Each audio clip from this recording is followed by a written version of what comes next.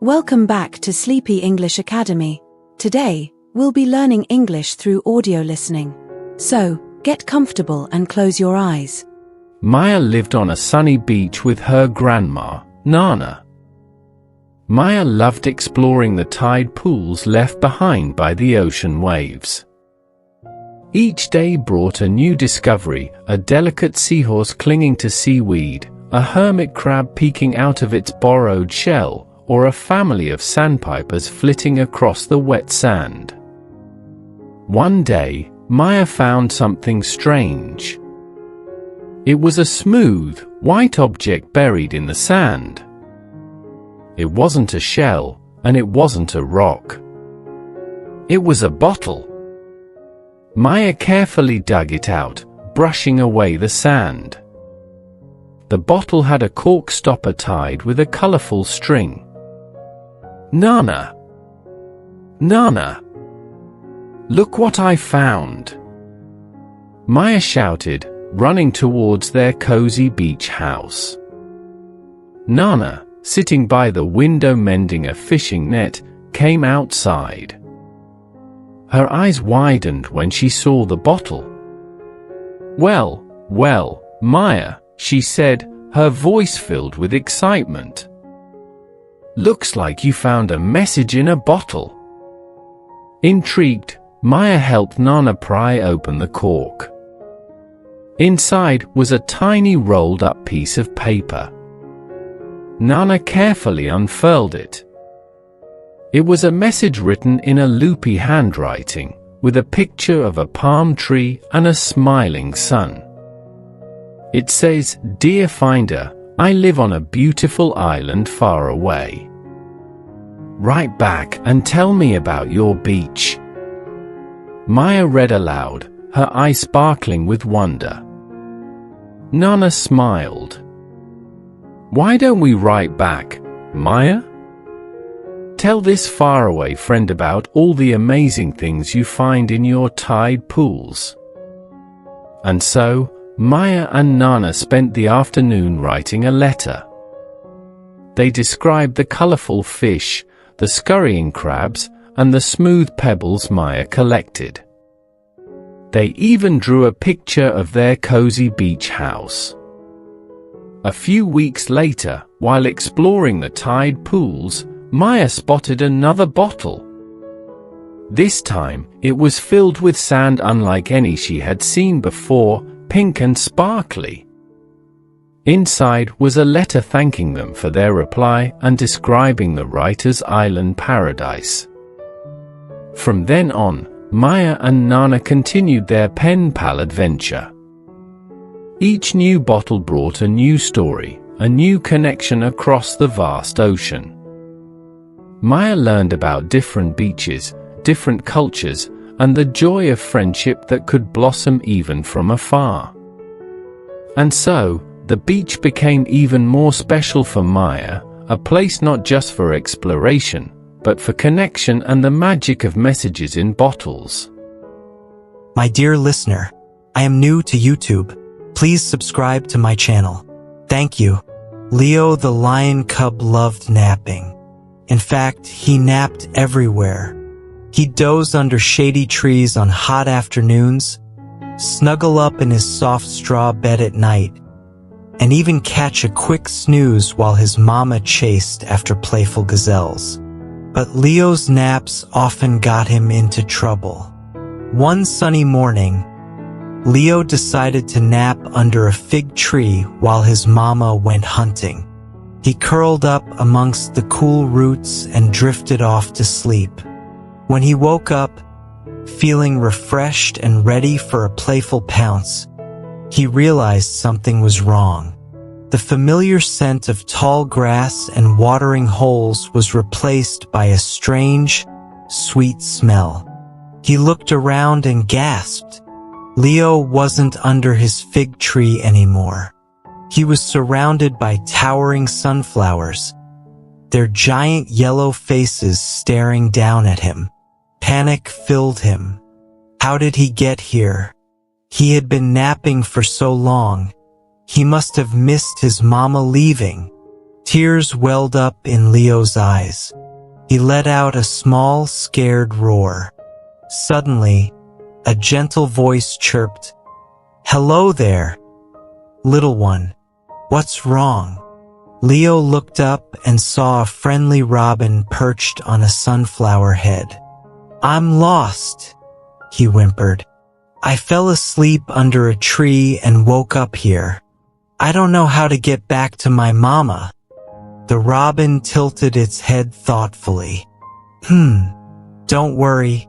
The beehive field is just beyond the sunflowers. The bees know all the animal paths. They might be able to help you."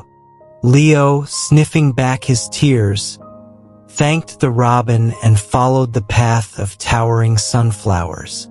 Soon, he reached a buzzing field filled with honeycomb hives. He spotted a busy bee, collecting pollen from a flower. Taking a deep breath, Leo mustered his courage and roared, "Excuse me, Mr. Bee. I'm lost. Can you help me find my way back to the tall grass plains?" The bee stopped buzzing and looked at Leo with surprise. "A lost lion cub? Well, I haven't seen your mama, but I do know the way to the watering hole by the plains. Maybe you'll find her there." Leo thanked the bee and trotted towards the watering hole. He was exhausted and worried, but he kept going. Finally, he reached the familiar watering hole. And there, drinking from the cool water, was his mama. Relief washed over Leo. He bounded towards her, roaring happily. Mama Lion scooped him up in a hug, nuzzling his fur. "Leo, where have you been? I was so worried." Leo, snuggled in his mama's embrace, confessed about his napping adventure and getting lost. Mama Lion licked his ear gently. "Oh, Leo," she chuckled. "Remember, napping is important, but next time, stay close or wake up when I leave. Getting lost can be scary." From that day on, Leo still loved his naps, but he made sure to take them in safe places, close to his mama. He learned that even though napping was important, his mama's love and safety were even more precious. Billy the bus driver loved his red bus. Every morning, he'd wake up with a smile, ready to greet his passengers. His bus route took him through a bustling town, past a quiet park, and even over a bumpy bridge. One sunny morning, Billy saw a new passenger waiting at the bus stop. It was a small brown puppy with floppy ears and a wagging tail. Billy had never allowed pets on his bus before, but the puppy looked so lost, he couldn't say no. The puppy hopped on and curled up by the door. Billy, worried the puppy might get scared, spoke softly, "Hello there, little one. Where are you going?" The puppy just whined and licked its paws. Billy continued his route, stealing glances at the puppy. At the park stop, a little girl with bright red hair got on. She gasped when she saw the puppy and crouched down. "Oh, a puppy. Can I pet him?" she asked. Billy, seeing the joy on the girl's face, smiled. "Of course. Maybe he belongs to someone here in the park." The girl, whose name was Lily, gently stroked the puppy's fur.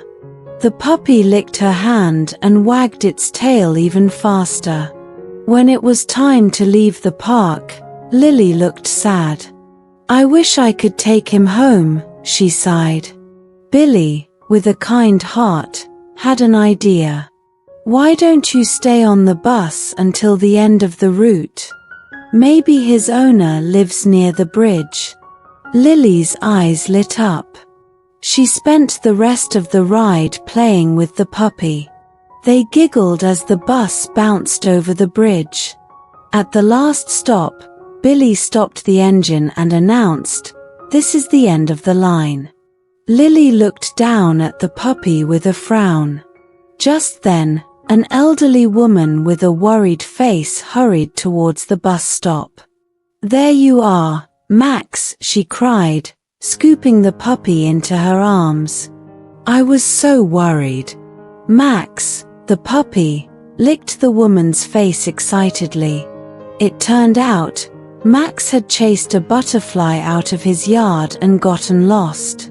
Lily and Billy watched happily as the woman and her puppy walked away, reunited. Billy learned a valuable lesson that day. Sometimes, even the smallest act of kindness, like letting a puppy on his bus, could make a big difference. Clara the curious cat lived in a cozy bookstore nestled amongst bustling city streets. Clara wasn't like other cats. She wasn't interested in chasing yarn balls or napping in sunbeams. Clara loved stories. Every day, she'd curl up on a different bookshelf, lost in the adventures between the pages. She'd explore the bustling markets of ancient China with a brave merchant, sail the high seas with a daring pirate captain, or solve mysteries alongside a clever detective. One rainy afternoon, a new book arrived at the store. Its cover was worn and dusty, and the title, written in a swirling script, read, "The Whispering Waterfall." Intrigued, Clara jumped onto the counter, batting at the book with her paw. The kind bookstore owner, Mr. James, chuckled. "Ah, curious about the new arrival, are we?" He carefully opened the book, revealing faded illustrations of waterfalls cascading into hidden coves. Suddenly, a soft, gurgling sound filled the air. It seemed to come from the book itself. Clara's ears perked up. Mr. James, surprised, looked closer. He realized the sound wasn't his imagination. The illustrations were glowing faintly, and the waterfall seemed to move. Carefully, Mr. James turned the page. The gurgling grew louder, and a tiny mist sprayed from the page, landing on Clara's whiskers. She sneezed, then blinked in wonder. The illustration shimmered, and a shimmering blue butterfly fluttered out, landing on Mr. James' finger. "Greetings," chirped the butterfly in a voice like tinkling bells. "I am the guardian of the Whispering Waterfall. This book is a portal to a magical world, and you, kind sir, have released me." Mr. James and Clara stared, speechless. The butterfly explained that the book held stories trapped within its pages, and the guardian butterflies protected them. This book, however, had been lost for years, and the guardian was trapped. Overjoyed to help, Clara, with her love for stories, volunteered to guide the butterfly back to the waterfall. Mr. James, realizing the importance of the book, decided to keep it safe and share its magic with others.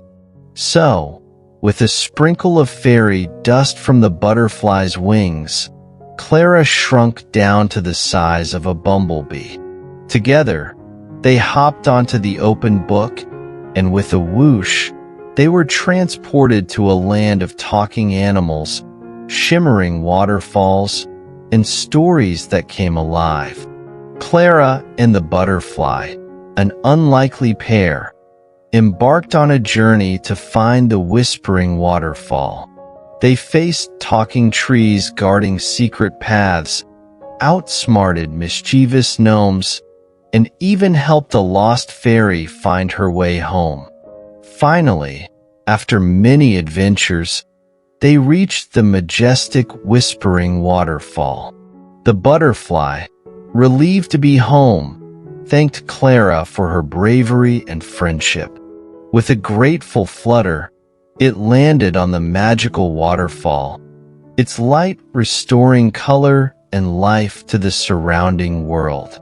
Clara, back to her normal size, stood awestruck as the stories within the book unfolded all around her. She realized that her love for stories wasn't just about reading. It was about the magic and adventures they held within. From that day on, Clara continued to explore stories, but now she had a secret world to visit too.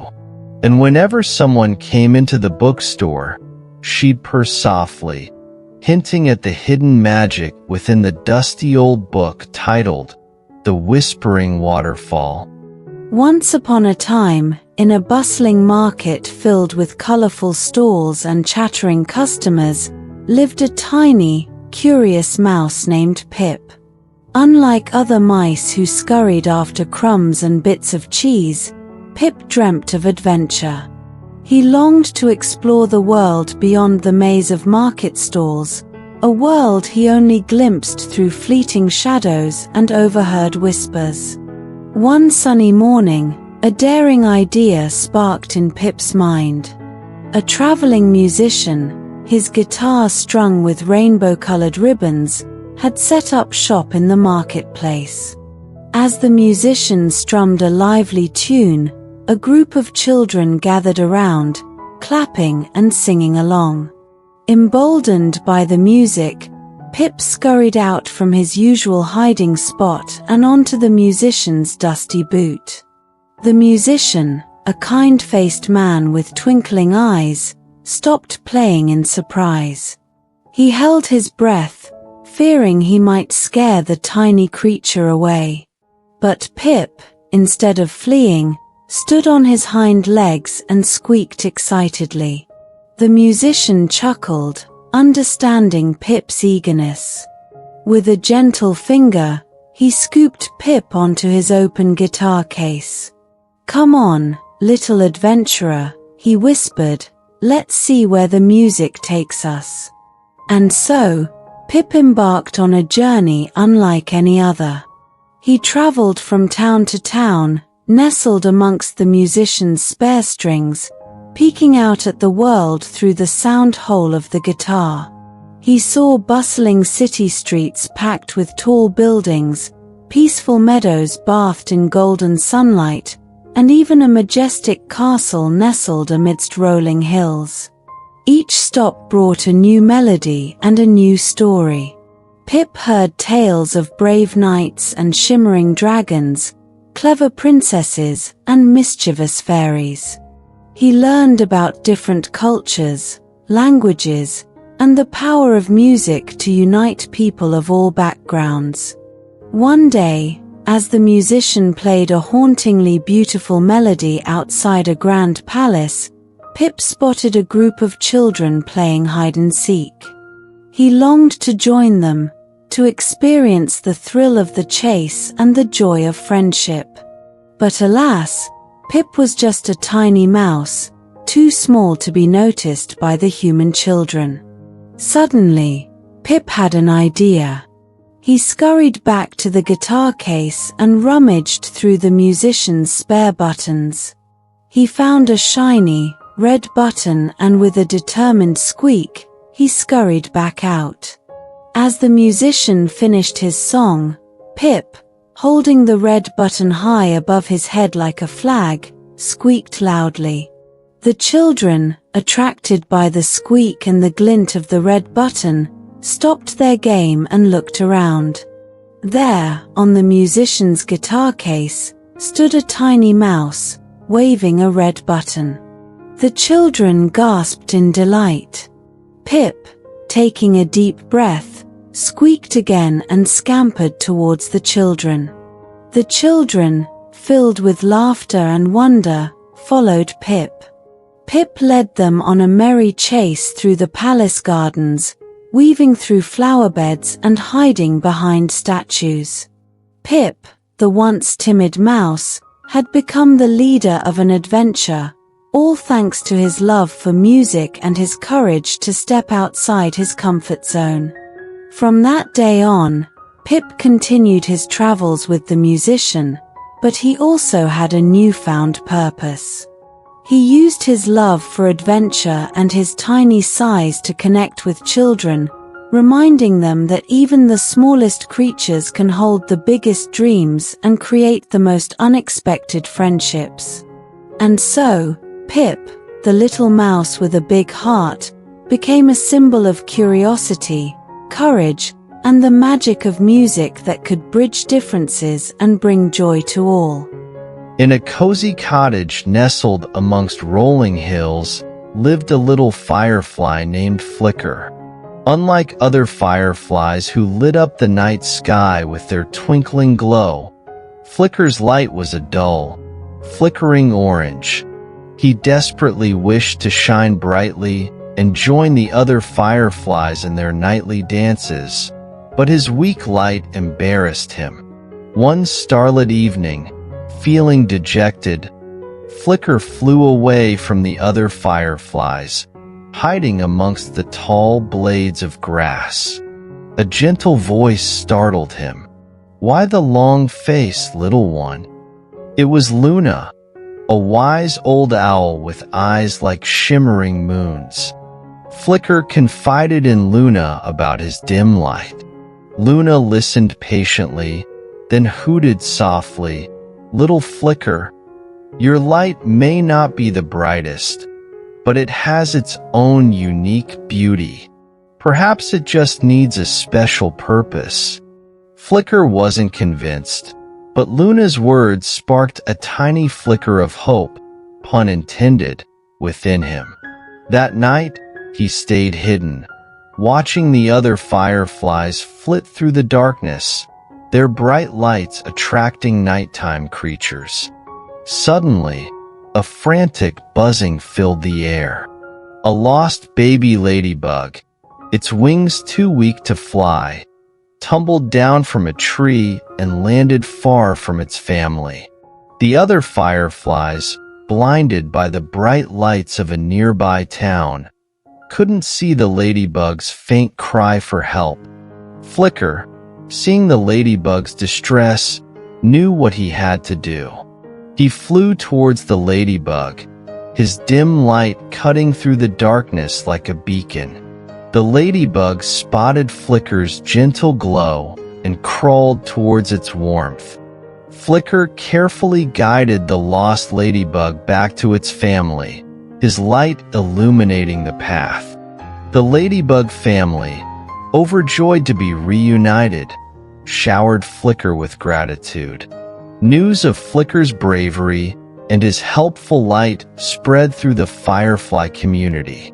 Soon, other fireflies with weak lights, who had hidden due to their difference, joined Flicker.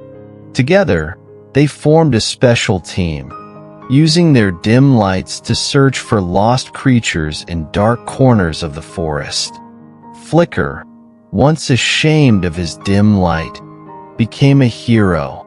He learned that true strength wasn't about being the brightest, but about using your unique talent to help others. Every night, the flickering lights of Flicker and his team danced across the sky, a reminder that even the smallest light could make a big difference. In a bustling coral reef teeming with colorful fish and swaying seaweed, lived Shelly the shy sea turtle. Unlike other turtles who raced through the waves, Shelly preferred to hide amongst the coral, her shell adorned with delicate barnacles and swaying seagrass. She loved exploring hidden caves and shipwrecks, but she was too nervous to join the playful seahorses or the chatty schools of fish. One sunny morning, while exploring a sunken ship, Shelly stumbled upon a treasure chest trapped under a pile of coral. Curiosity bubbling within her, she used her strong flippers to push away the debris.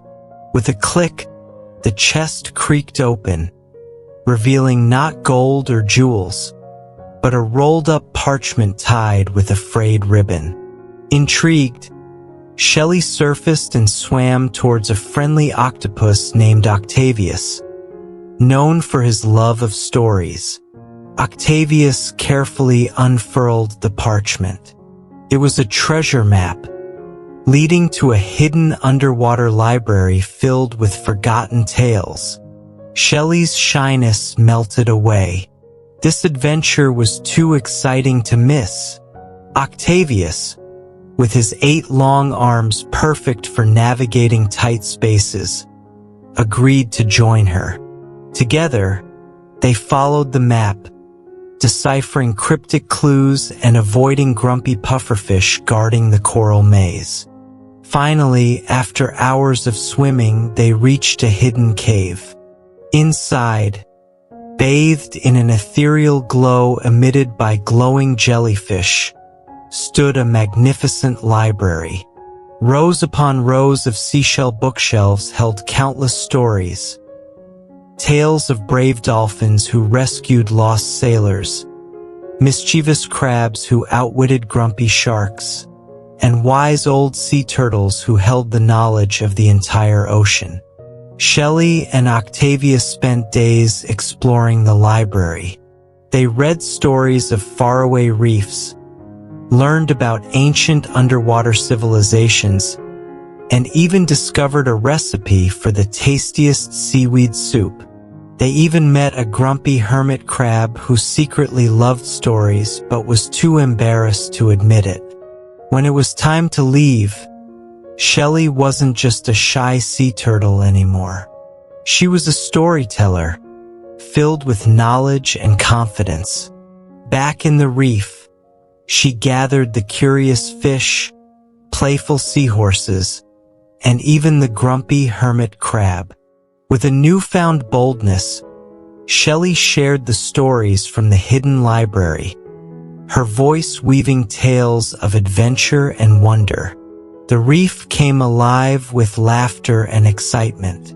Shelly, once too shy to speak, became the center of attention, her stories uniting the reef creatures in a shared love of adventure and knowledge. She learned that shyness didn't have to hold her back, and that even the quietest voice could be filled with the most magical stories. From then on, Shelly continued to explore and collect stories, her shell not just a home, but a treasure chest overflowing with tales that brought joy and laughter to the entire coral reef. In a bustling bakery nestled on a cobblestone street, lived a tiny mouse named Millie. Unlike other mice who scurried after crumbs and bits of cheese, Millie dreamt of becoming a baker. She longed to create delicious treats, to fill the air with the sweet aroma of freshly baked bread and melt-in-your-mouth cookies. One crisp morning, a new baker named Ms. Brioche arrived at the shop. Ms. Brioche, with her gentle smile and flour-dusted apron, was known for her whimsical pastries and creative cakes. As Ms. Brioche kneaded dough and decorated cookies, Millie watched from a hole in the wall, mesmerized. One day, a mischievous gust of wind swept through the bakery, carrying a bowl of chocolate chips away from Ms. Brioche's work table. The bowl teetered precariously on the edge, threatening to spill its contents all over the floor. Millie, seeing the impending disaster, knew she had to act. With a quick dash and a mighty leap, for a mouse, at least, Millie landed on the edge of the table, right next to the wobbling bowl. She grabbed the bowl with all her tiny might and pushed it back onto the counter. The bowl wobbled slightly, but thankfully, didn't fall. Ms. Brioche, startled but relieved, looked around for the source of the help. She finally spotted Millie, her fur dusted with flour, standing proudly beside the bowl. Ms. Brioche smiled warmly. Well, a brave little baker in the making, aren't we? she chuckled. Millie squeaked nervously, but Ms. Brioche understood. From that day on, Ms. Brioche allowed Millie to stay in the bakery, watching and learning. Millie helped in tiny ways, fetching dropped ingredients, sorting nuts and berries, and even cleaning up after Ms. Brioche. Most importantly, she listened and absorbed everything she could about baking. One afternoon, Ms. Brioche came down with a sudden cold. With a worried frown, she realized she wouldn't be able to fulfill an important order, a beautiful birthday cake for a little girl. Disappointed but determined, Millie scurried onto the counter and squeaked insistently at Ms. Brioche. Understanding dawned on Ms. Brioche's face. She smiled and said, "You want to help bake the cake, don't you?" With careful instructions and a little help climbing onto stools, Millie began her task. She mixed batter, sifted flour, and even helped decorate the cake with colorful sprinkles, following Ms. Brioche's guidance. The finished cake was a masterpiece, a testament to teamwork and determination. When the little girl received her cake, her eyes sparkled with joy. Ms. Brioche, feeling much better, proudly introduced Millie as her tiny baking assistant. From that day on, Millie wasn't just a baker in her dreams. She was a real baker, working alongside Ms. Brioche, creating delicious treats that brought smiles to everyone's faces. Millie learned that even the smallest creature could achieve big things with courage, determination, and a love for something truly special. The bakery, once filled with the aroma of freshly baked bread, now also held the sweet scent of dreams coming true, one tiny sprinkle at a time. In a bustling city park, nestled amongst towering trees and babbling fountains, lived a chatty squirrel named Chatter. Unlike other squirrels who scurried after nuts and acorns, Chatter dreamt of becoming a news reporter. He yearned to gather information, interview interesting characters, and share the latest park happenings with his fellow squirrels. One sunny morning, while collecting fallen leaves for his cozy nest, Chatter stumbled upon a scene of utter chaos. A group of baby pigeons, too young to fly, were trapped on a low branch, chirping frantically. Their mother fluttered anxiously nearby, unable to reach them. Chatter, with his natural curiosity and a nose for news, knew he had to act. He scurried up a nearby tree and carefully interviewed the mother pigeon. He learned her name was Penelope, and her clumsy babies had tumbled out of the nest during a strong wind gust. With a plan forming in his bushy tail, Chatter raced back down and gathered the other squirrels. He explained the situation, his voice crackling with excitement. The squirrels, always up for a challenge, readily agreed to help. They formed a furry chain, stretching from the base of the tree all the way to the branch where the baby pigeons clung. One by one, the baby pigeons were carefully passed down the chain of squirrels, finally reaching the relieved mother Penelope. She cooed gratefully, showering Chatter with chirps of thanks. News of Chatter's heroic rescue spread like wildfire, or rather, like a mischievous gust of wind, through the park. Suddenly, Chatter wasn't just a chatty squirrel anymore. He was a park reporter and a hero. Other animals, impressed by his quick thinking and bravery, started sharing their news and stories with him.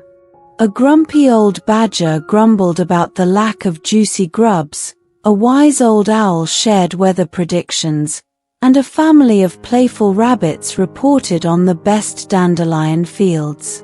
Chatter, perched on a high branch with a makeshift microphone fashioned from a fallen leaf, broadcasted the news to all the park creatures. He reported on lost mittens found near the playground, upcoming picnics to plan for, and even the best places to find the juiciest berries. The park became a lively community, buzzing with news and information. Chatter, once a talkative squirrel, became a trusted voice, bringing everyone together and reminding them that even the smallest creature could make a big difference with a bit of courage and a whole lot of chatter. In a bustling rainforest teeming with exotic plants and vibrant creatures, lived a tiny sloth named Snoozle. Unlike other sloths who hung upside down, napping for hours on end, Snoozle dreamt of becoming an explorer. He yearned to venture beyond the familiar branches of his kapok tree to discover the hidden wonders of the rainforest floor. One humid afternoon, while munching on his favorite leaves, Snoozle overheard a frantic squawk. A bright blue parrot named Polly was desperately searching for something. "My friend, Fernando the Firefly," Polly squawked, "lost his light. Without it, he can't find his way back to the bioluminescent cave." Snoozle, despite his love for napping, felt a spark of adventure ignite within him. He knew sloths weren't known for their speed, but he was determined to help. "Don't worry, Polly," he said slowly, "because that's how sloths talk. I'll find Fernando." Polly, surprised by the sloth's offer, chirped gratefully. She explained that Fernando's light flickered due to a lack of special pollen found only in a rare night-blooming flower deep within the rainforest. With a determined sloth grip on a sturdy branch, Snoozle began his descent. It took him hours. Sloths are very slow. But finally, he reached the rainforest floor. The lush undergrowth was a world unlike anything Snoozle had ever seen. He navigated through tangled vines, dodged rushing streams, and even used his long claws to climb over giant mushrooms. As night fell, the rainforest came alive with new sounds and sights. Snoozle, guided by Polly's earlier description, searched for the night-blooming flower. He finally spotted it, a magnificent bloom radiating a soft, purple glow. But guarding the flower was a grumpy armadillo, known for his prickly temper. Snoozle, ever the peaceful creature, used his slow, methodical approach to his advantage. He inched closer to the armadillo, explaining his mission in his slow, soothing voice. The armadillo, surprised by the talking sloth and touched by his determination, grudgingly allowed Snoozle to collect a tiny bit of pollen. With the precious pollen tucked safely under his arm, or rather, between his slow-moving fingers, Snoozle began his long journey back up the tree. Finally, he reached Polly, who eagerly flew ahead to guide Fernando. Following Polly's chirps, Snoozle reached a cluster of fireflies. One of them, a tiny flicker in the darkness, was Fernando. Snoozle gently placed the pollen on Fernando's back. Within moments, Fernando's light rekindled, brighter than ever before. News of Snoozle's bravery and perseverance spread through the rainforest. He became known as the Explorer Sloth, a symbol that even the slowest creature could achieve great things with focus, determination, and a kind heart. From then on, Snoozle continued his slow explorations, sharing his discoveries with the rainforest creatures proving that adventure came in all shapes and speeds, even the sloth kind. In a bustling farmyard filled with clucking chickens, mooing cows, and the ever-watchful gaze of Farmer John, lived a curious little pig named Penelope. Unlike other pigs who contented themselves with mud puddles and tasty slop, Penelope dreamt of becoming an artist. She longed to capture the beauty of the farmyard on canvas, the vibrant colors of the sunrise over the fields, and the playful antics of her fellow farmyard friends. One sunny morning, while Penelope rooted around for juicy truffles, she stumbled upon a discarded paintbrush and a half-empty tube of bright blue paint. A spark ignited in her eyes. Here was her chance. Penelope, with her snout in place of a brush, dipped it in the blue paint and started painting on the side of the barn. Her first attempt was a wobbly blue circle, but Penelope was determined. She practiced all day, painting muddy brown squiggles for the cows, yellow blobs for the chickens, and even a bright red splash for Farmer John's watering can. The other farm animals watched with amusement. The cows mooed in confusion, the chickens clucked and pecked at the colorful blobs, and even grumpy Farmer John raised an eyebrow. Yet, Penelope continued, her heart filled with artistic passion. As the sun began to set, casting a warm glow over the farmyard, a young girl named Lily, Farmer John's granddaughter, arrived for her usual visit. She stopped in her tracks, her eyes wide with wonder. There, on the side of the barn, was a messy yet strangely beautiful painting, a representation of the farmyard scene from a pig's perspective. Lily loved it. She grabbed a piece of charcoal from the blacksmith's workshop and started adding details, swirling lines for the clouds, fluffy tails for the cows, and a kind smile on Farmer John's face. Soon, the other farmyard animals joined in, adding their own touches, a muddy footprint for the pigs, a stray feather for the chickens, and a straw hat for the scarecrow. By nightfall, the barn wall wasn't just a canvas. It was a collaborative masterpiece. It represented the farmyard family, a place where everyone, even a messy little pig with artistic dreams, was welcome to contribute. News of Penelope's Picasso painting spread through the village. Children came to visit, inspired by Penelope's creativity. Farmer John, touched by the joy it brought to Lily, even bought Penelope more paints and brushes. From then on, Penelope continued to paint, no longer alone.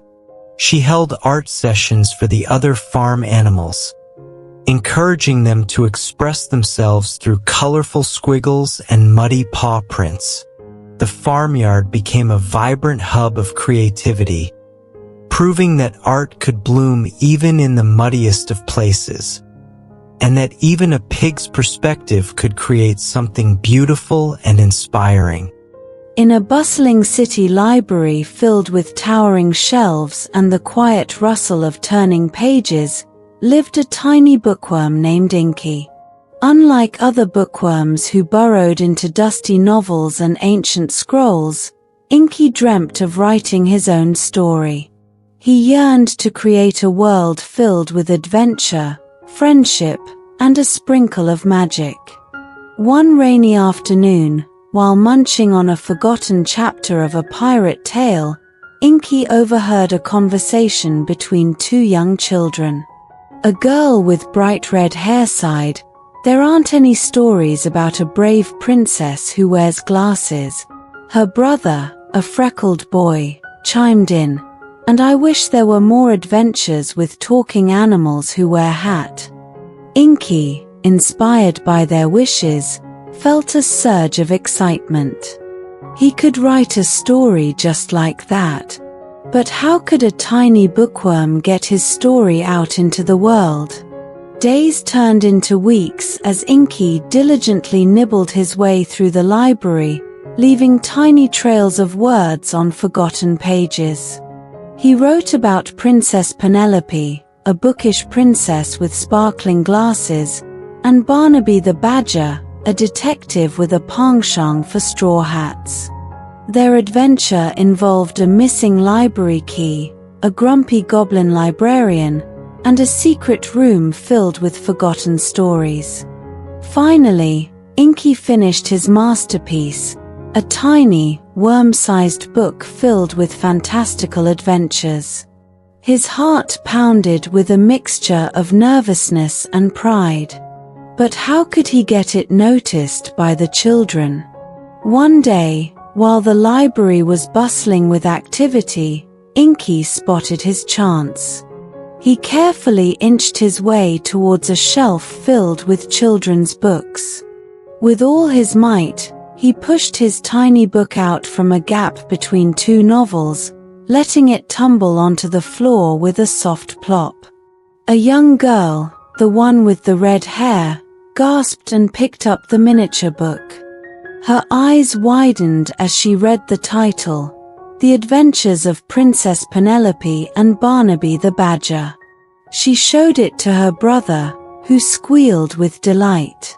Soon, the library was buzzing with excitement. Children crowded around the book, marveling at the tiny writing and the fantastical story. Inky, hidden amongst the pages of another book, peeked out with a shy smile. His story had found its way to its audience. News of the wormwriter's book spread through the city. Librarians carefully preserved Inky's tiny masterpiece, displaying it in a special case for children to enjoy. Inky continued writing, inspired by the joy his stories brought. He became a symbol of creativity and the fact that even the smallest creature could have a big voice. All it took was a little determination and a love for stories. From then on, the library wasn't just a place filled with books, it was a place where imagination took flight, inspired by a tiny bookworm named Inky, who dared to dream big and write his own happily ever after. On a bustling coral reef, where sunlight danced on the turquoise water, lived a shy hermit crab named Shelly. Unlike other hermit crabs who swapped colorful shells for bigger ones as they grew, Shelly was perfectly content with his plain, brown shell. He dreamt of becoming a musician, but his shyness kept him hidden in his borrowed home. One day, a fierce storm swept through the reef, tossing coral and swirling sand. Shelly, caught in the current, lost his precious shell. He clung desperately to a piece of driftwood, feeling exposed and scared. A gentle voice broke through the roar of the storm. "Hold on tight, little one." It was Coral, a wise old sea turtle with a shell adorned with barnacles and shimmering pearls. Coral carefully scooped Shelly up, placing him on her back. As the storm subsided, Coral took Shelly to a hidden cove teeming with colorful shells. "Here," Coral said, nudging a beautifully patterned shell with her flipper, "find a new home."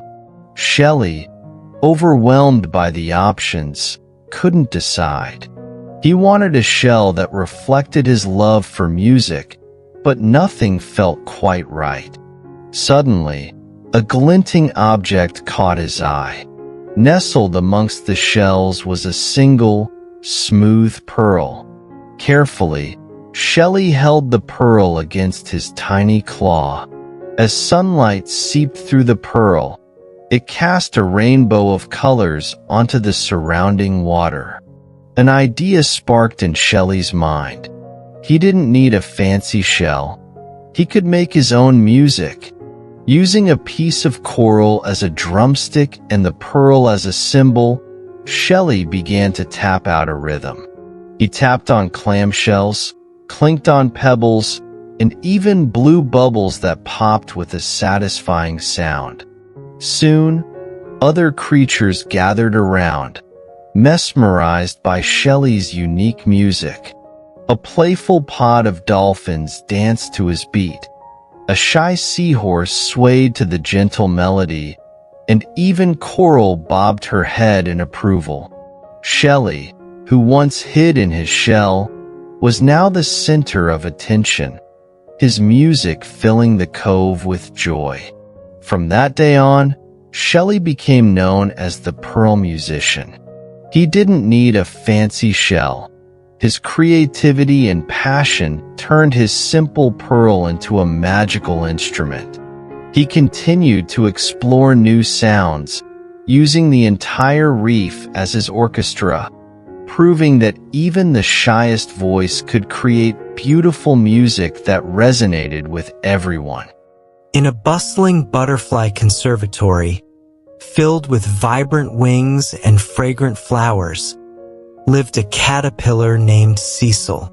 Unlike other caterpillars, content to munch on leaves and spin cocoons, Cecil dreamt of becoming a dancer.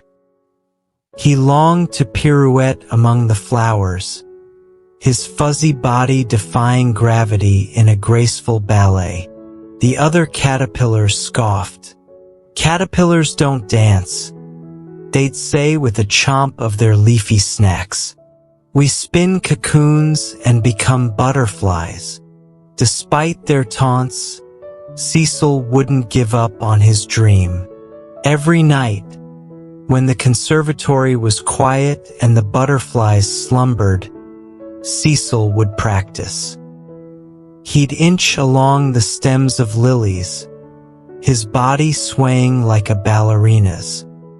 He'd stretch his little legs, trying to perfect a grand jeté across the dew-kissed leaves. He wasn't graceful yet, but his passion was undeniable. One sunny afternoon, a group of children visited the conservatory. They giggled at the sight of the plump caterpillars clinging to the leaves. But then they spotted Cecil. There he was, in the center of a sunflower patch, his body arched in a backbend, his tiny legs reaching for the sky. The children gasped in awe. They had never seen a dancing caterpillar before. They cheered him on, their innocent encouragement filling the conservatory with a joyful energy. Embarrassed at first, Cecil soon found himself swept away by the excitement.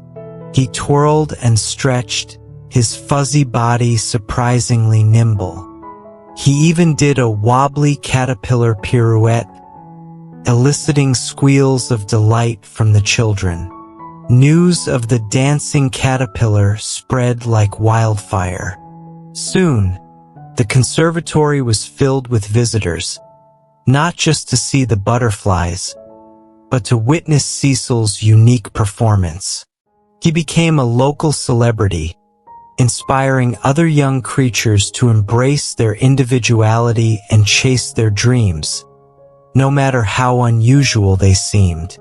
Cecil, once a shy caterpillar ridiculed for his aspirations, became a symbol of self-expression. He continued to dance, his movements growing more graceful with every performance. He proved that even the most unlikely creatures could create beauty, reminding everyone that sometimes the most captivating dances weren't about perfect form, but about the joy of movement and the courage to be different. In a bustling metropolis, nestled amongst towering skyscrapers and bustling avenues, lived a tiny firefly named Flicker. Unlike other fireflies who illuminated the night sky with their twinkling glow, Flicker's light flickered erratically, sometimes bright, sometimes dim. He desperately wished to join the dazzling displays his Firefly friends put on every night, but his unpredictable light made him too nervous. One starlit evening, feeling dejected, Flicker perched on the window ledge of a high-rise apartment. Inside, a young girl named Maya was hunched over a desk, surrounded by paints and brushes.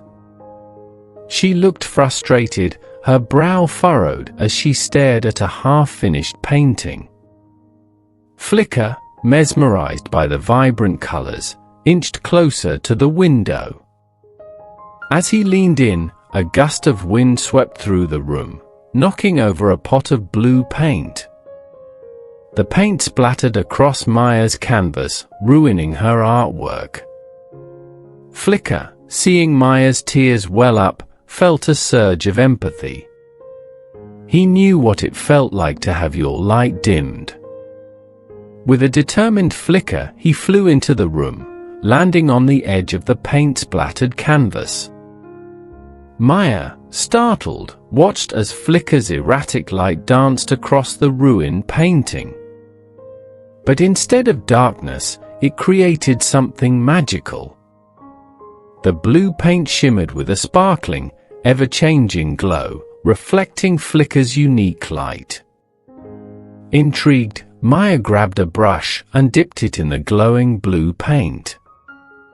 She began to paint, using Flicker's light as her guide. Soon, the ruined canvas transformed into a breathtaking masterpiece, a swirling galaxy filled with twinkling stars, each one pulsating with the same flickering brilliance as Flicker's light. Overcome with joy, Maya held up the painting, tears glistening in her eyes. "Thank you," she whispered, her voice filled with gratitude.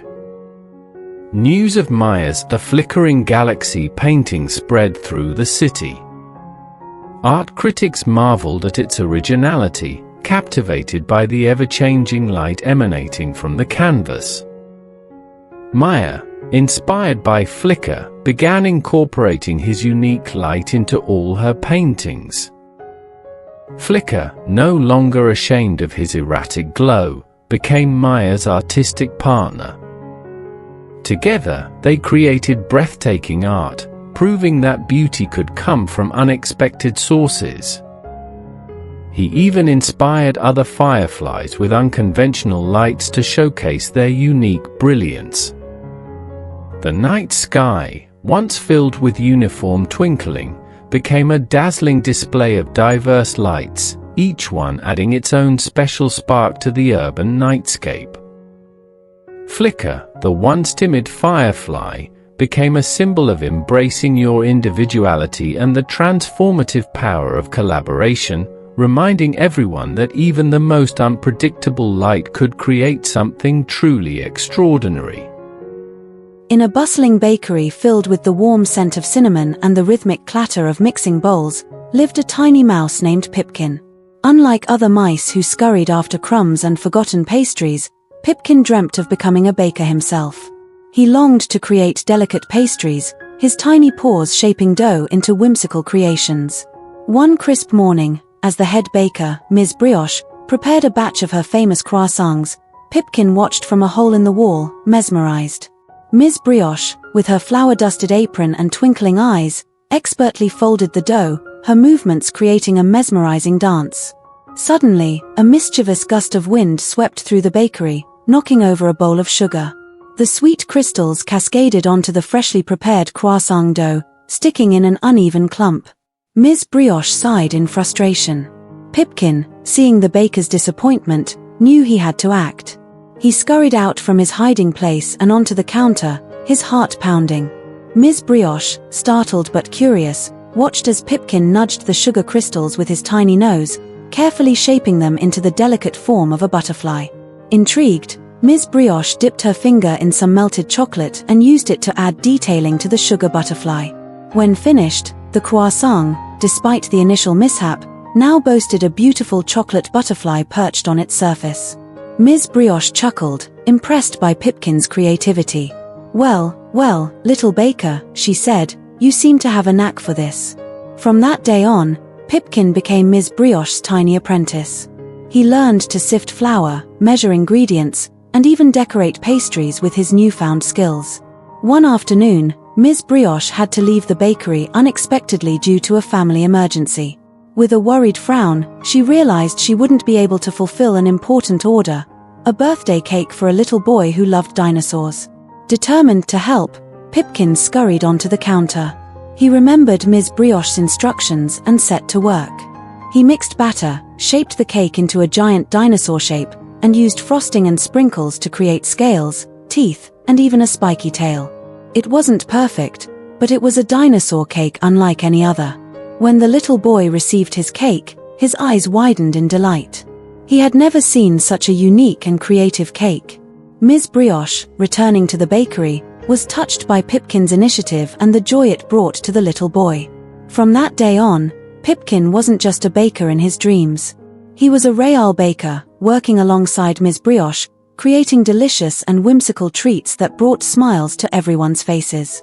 Pipkin learned that even the smallest creature could achieve great things with a sprinkle of courage, a dash of creativity, and a heart full of passion.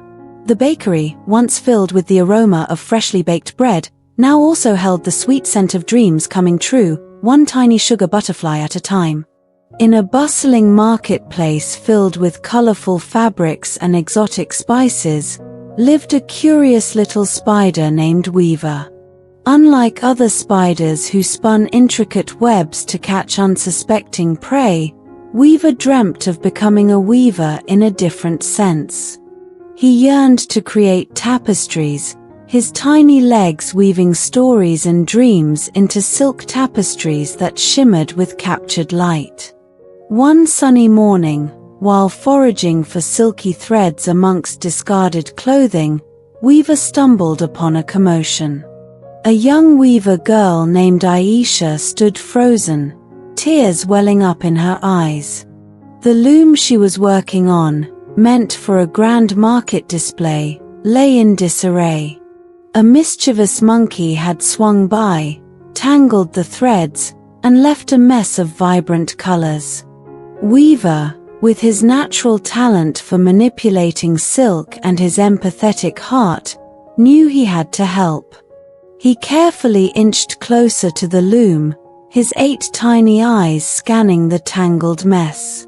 He saw not chaos, but a hidden potential, a chance to create something new and unexpected. With nimble movements, Weaver began to separate the threads, his tiny legs working with surprising dexterity. He didn't try to replicate the original pattern. Instead, he followed his instincts, weaving the vibrant threads into a swirling tapestry unlike any Aisha had ever seen.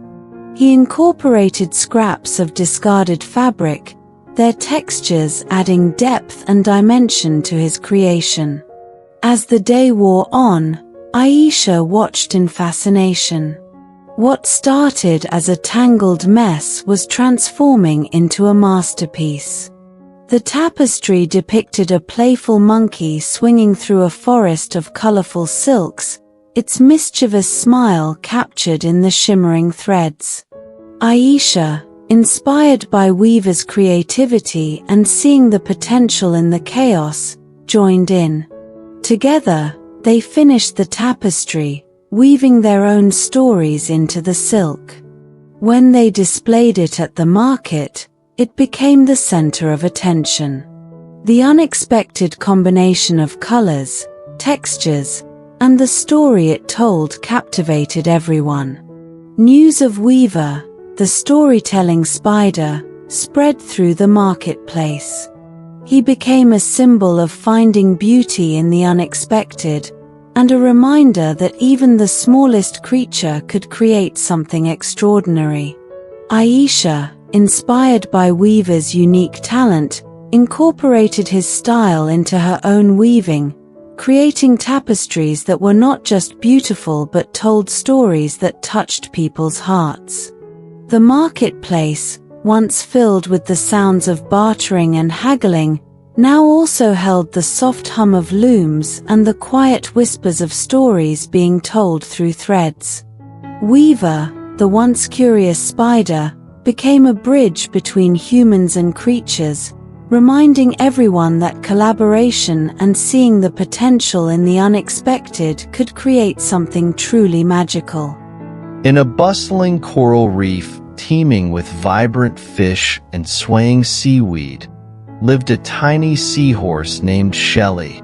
Unlike other seahorses who clung to coral heads, swaying gently with the current, Shelly dreamt of becoming a photographer. He yearned to capture the hidden beauty of the reef, the intricate patterns on a hermit crab shell, or the graceful dance of a sea anemone's tentacles. One sunny morning, while exploring a sunken shipwreck, Shelly stumbled upon a glinting object. It was a small, waterproof camera, its lens clouded with salt and grime. Hope sparked in Shelly's tiny seahorse heart. He had to find a way to use it. With a determined wiggle of his tail, Shelly returned to the reef. He gathered his friends, a wise old sea turtle named Coral, a playful pod of dolphins, and even a grumpy grouper known for his love of napping. He explained his dream of capturing the wonders of the reef and showed them the camera.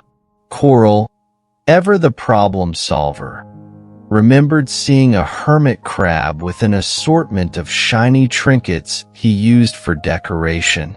Together, they found the hermit crab, who, after a bit of negotiation involving a particularly juicy worm, traded one of his shiny pebbles for the camera. Shelly, with the camera strapped to his back like a tiny backpack, embarked on his photographic adventure. He used the coral as his platform, the swaying seaweed as his natural light diffuser, and his friends as his enthusiastic assistants. The dolphins helped him chase after a shy octopus, finally capturing its 8 sprawling tentacles against a backdrop of vibrant coral. The grouper, despite his grumpy exterior, surprised everyone by holding still as Shelly snapped a picture of his moss-covered face, a testament to the reef's hidden beauty.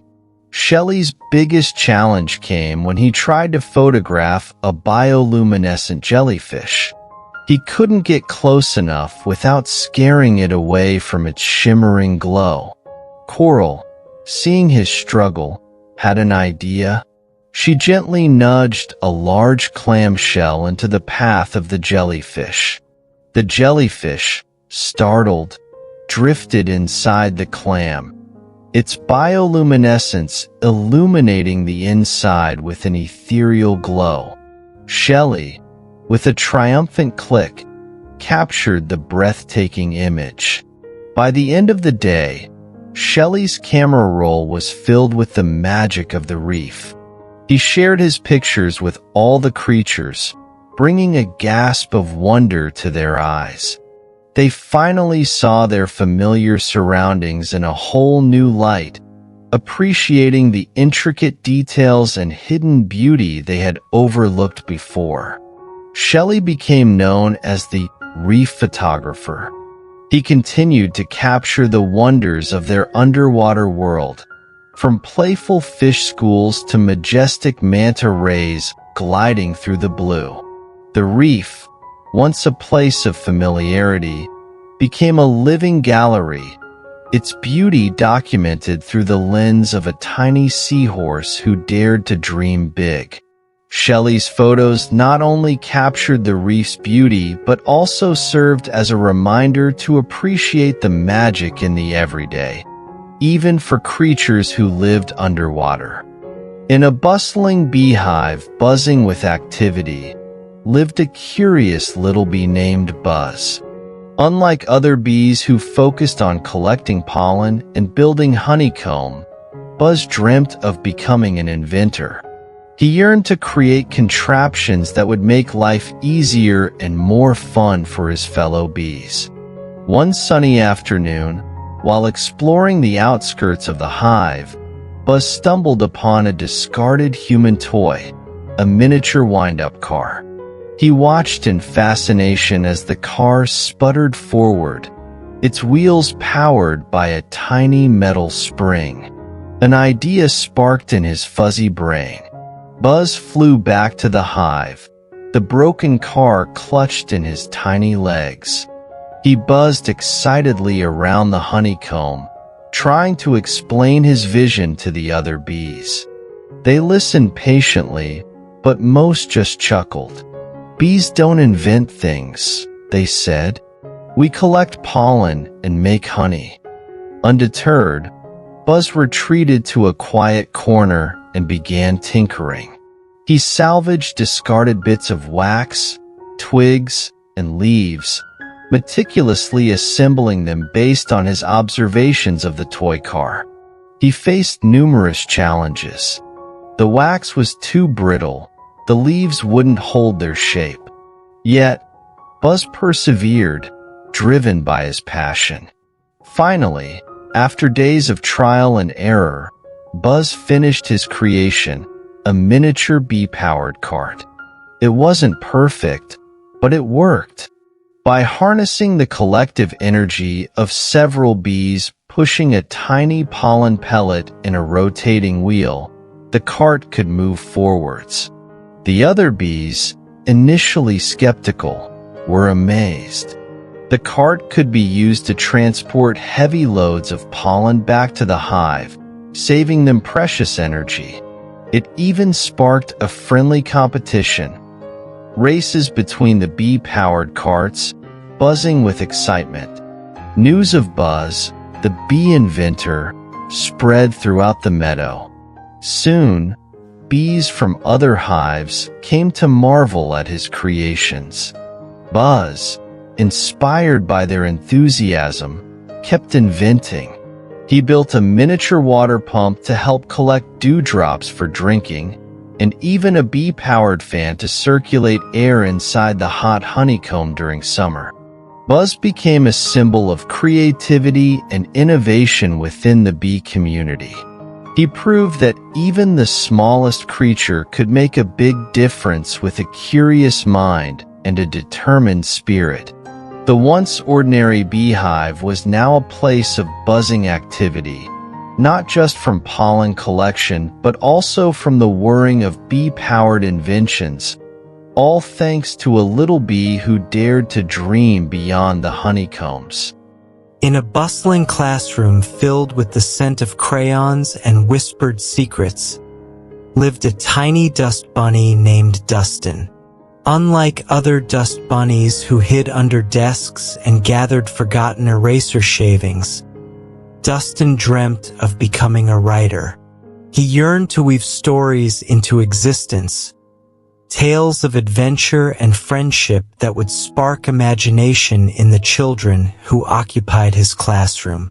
One rainy afternoon, as the students were engrossed in a math lesson, Dustin found himself perched on the edge of a desk. A girl named Lily was staring out the window, her brow furrowed in boredom. Dustin, ever the empathetic soul, rolled towards her pencil case. Lily gasped, startled by the tiny dust bunny moving across her desk. Dustin, using a piece of stray thread he found nearby, carefully nudged the pencil towards a blank sheet of paper. Lily, intrigued, picked it up. Suddenly, Dustin had an idea. He steered the pencil, leaving a trail of tiny dust particles that formed words on the paper. At first, it was simple sentences about the raindrops racing down the window pane. But as Lily watched, captivated, Dustin's story unfolded. He wrote about a brave raindrop who dreamt of seeing the world beyond the window.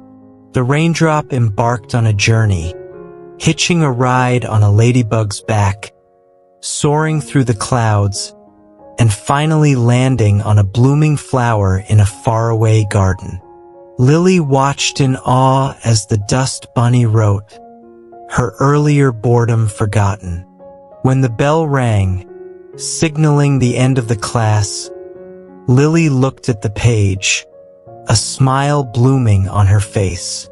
It was a simple story, but it was filled with wonder and creativity. From that day on, Lily and Dustin became secret collaborators. Whenever the lessons became dull, Dustin would weave stories on Lily's paper. He wrote about a mischievous pencil who dreamt of drawing on the clouds, a shy eraser who befriended a forgotten crayon, and even a wise bookworm who shared tales from forgotten corners of the library. Lily, inspired by Dustin's stories, started incorporating them into her own writing assignments. Her classmates marveled at her creativity, and soon, the entire school was buzzing with whispers about the mysterious classroom stories. Dustin, the once invisible dust bunny, became a local legend. He proved that even the smallest creature could have a big voice, and that sometimes the most magical stories could be found in the most unexpected places. The classroom, once filled with the monotonous hum of lessons, became a space for imagination to take flight, all thanks to a tiny dust bunny who dared to dream of writing stories that danced across the page. In a bustling orchestra pit, where instruments gleamed under the spotlight and music filled the air, lived a tiny moth named Mellow. Unlike other moths drawn to the warmth of stage lights, Mellow dreamt of becoming a conductor. He yearned to weave the melodies of the orchestra into a harmonious tapestry, guiding them with his delicate wings. One starlit night, as the orchestra prepared for a grand performance, Mellow perched nervously on the edge of the conductor's podium. Maestro Bartholomew, a renowned conductor known for his booming voice and fierce demeanor, adjusted his bow tie. Mellow, ever so brave, took a deep breath and fluttered onto the sheet music. The musicians chuckled at the sight of the tiny moth. "A moth conductor? Now I've seen everything," one scoffed. Feeling ridiculed, Mellow was about to retreat when a gentle hand stopped him.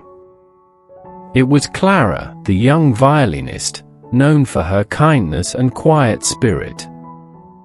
"Let him try," Clara whispered, her eyes twinkling. Maestro Bartholomew, intrigued by the moth's audacity, agreed. He raised his baton to signal the start of the piece, but before bringing it down, he stepped back. Hesitantly at first, Mellow spread his wings, his tiny legs conducting the air. He dipped and soared, mimicking the rhythm of the music. The musicians, initially skeptical, watched in fascination. Mellow's movements, devoid of force, conveyed the essence of the music, the soaring melody of the violins, the deep thrum of the cellos, the playful notes of the flute. The music, once rigid and predictable, began to flow with newfound emotion. The orchestra, inspired by the moth's passion, poured their hearts into their instruments. The audience, sensing the shift in energy, sat mesmerized. By the end of the performance, the hall erupted in thunderous applause. Maestro Bartholomew, humbled, bowed alongside Mellow. The tiny moth, who had dared to dream beyond his size, had brought a synergy to the orchestra never seen before. News of the moth conductor spread through the city. Mellow, no longer ridiculed, became a symbol of courage and the power of unconventional leadership. Other young musicians, inspired by his story, took a leap of faith, adding their own unique voices to the symphony of music. The orchestra pit, once a place of hierarchy and tradition, became a space for collaboration and innovation. Mellow, the tiny moth who dared to lead with his wings, proved that even the most delicate creatures could conduct a symphony of emotions, bringing harmony not just to the music, but to the hearts of everyone who listened. In a bustling hospital filled with the rhythmic beeping of machines and the gentle murmurs of healing, lived a tiny robot named Patch. Unlike other robots programmed for complex surgeries and intricate scans, Patch dreamt of becoming a healer in a different way. He yearned to bring comfort and joy to patients, spreading smiles and laughter where fear and anxiety often resided. One quiet afternoon, as Patch rolled down the sterile hallway, he beeped a greeting to a young girl named Emily, her face pale and her eyes filled with worry.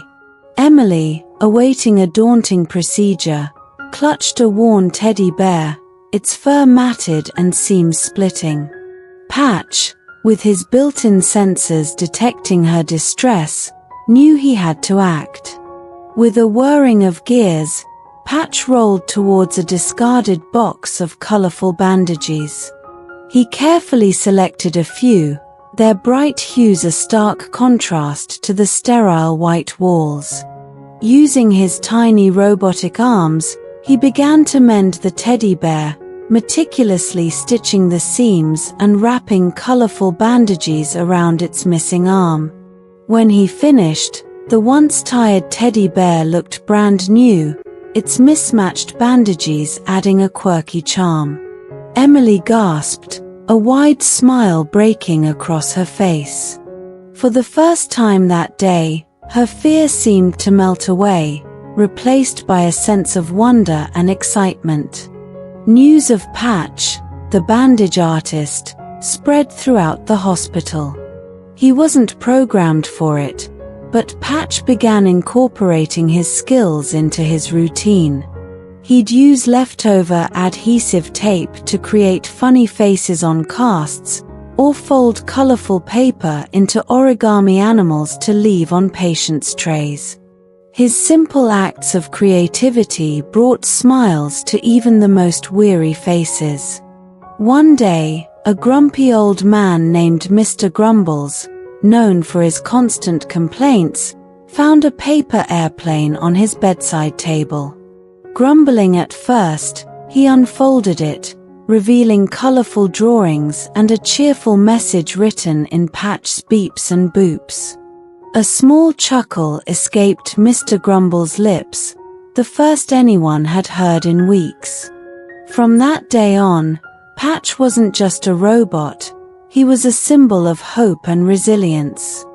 He proved that healing could come not just from medicine and technology, but also from a touch of creativity and a sprinkle of kindness. The sterile hospital hallways, once filled with the hushed tones of worry, echoed with the sound of laughter and the quiet hum of recovery, all thanks to a tiny robot who dared to dream of healing hearts, one colorful bandage and playful origami animal at a time.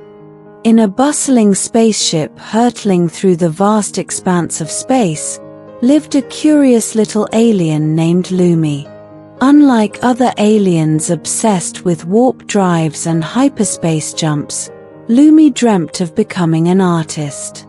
He yearned to capture the breathtaking beauty of the cosmos, the swirling nebulae, the fiery dance of stars, and the enigmatic dance of distant galaxies. One day, while exploring a forgotten storage compartment on the spaceship, Lumi stumbled upon a dusty box. Inside, nestled amongst forgotten tools and spare parts, was a strange device, a glowing paintbrush with bristles that shimmered with an otherworldly light. Lum knew this was his chance to become the artist he always dreamed of being. Lumi rushed back to his quarters, his little alien heart pounding with excitement. He experimented with the brush, swirling it through the air. To his astonishment, trails of shimmering light followed its path, painting the walls with celestial landscapes.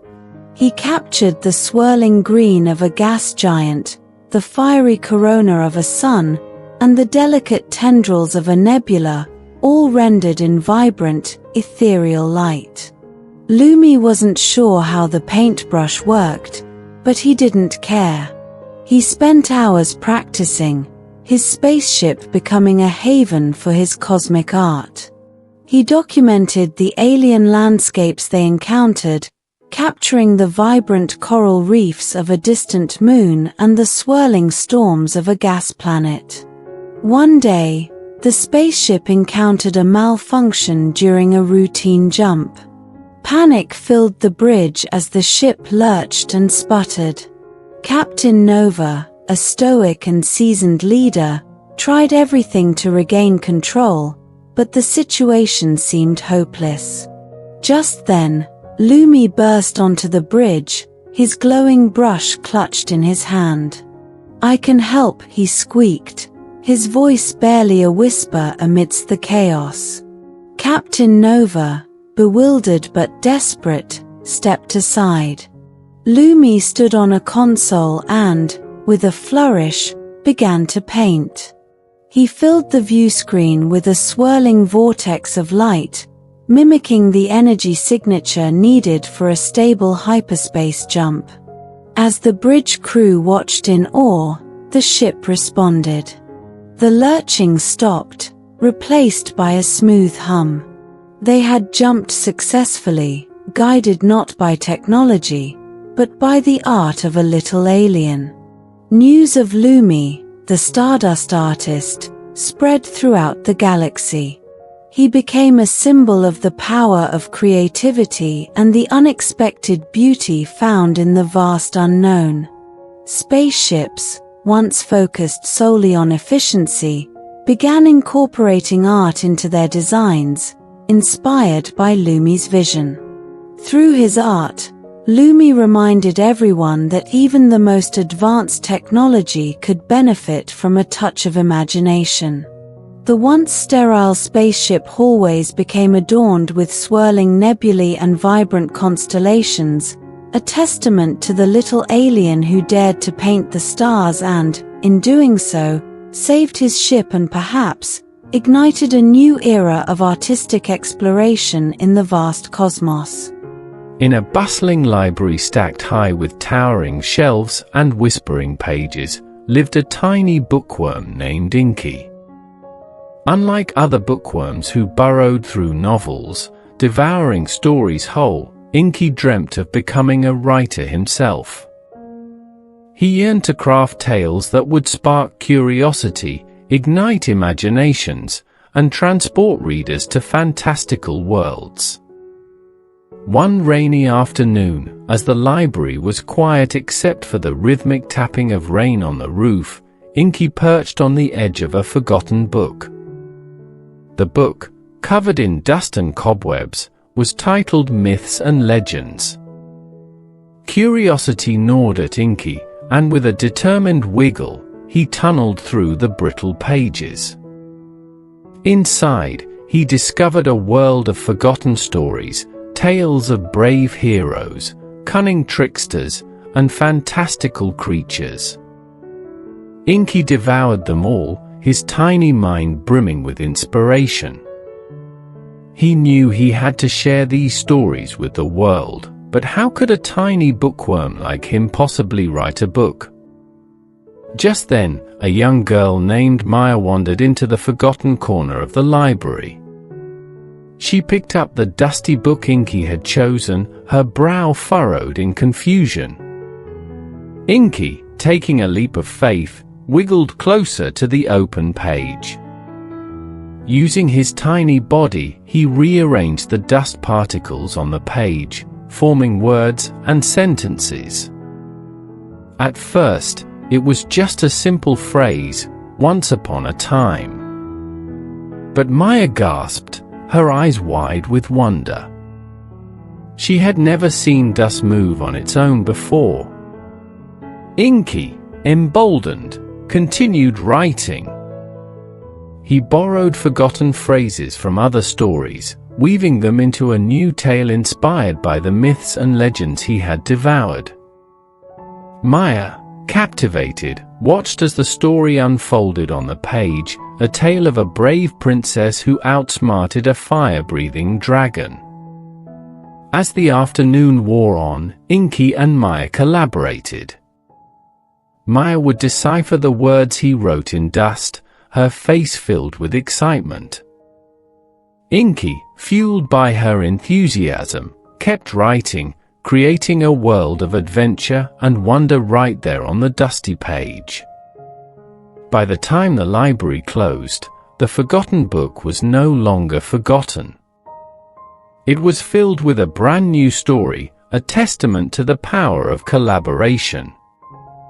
Maya, inspired by Inky, started writing her own stories, and the library became a place not just for borrowing books, but for creating them too. Inky, the once ordinary bookworm, became a legend whispered amongst bookworms everywhere. He proved that even the smallest creature could tell a big story, and that the most magical tales could be found not just on printed pages, but in the quiet corners of libraries, waiting to be written in dust.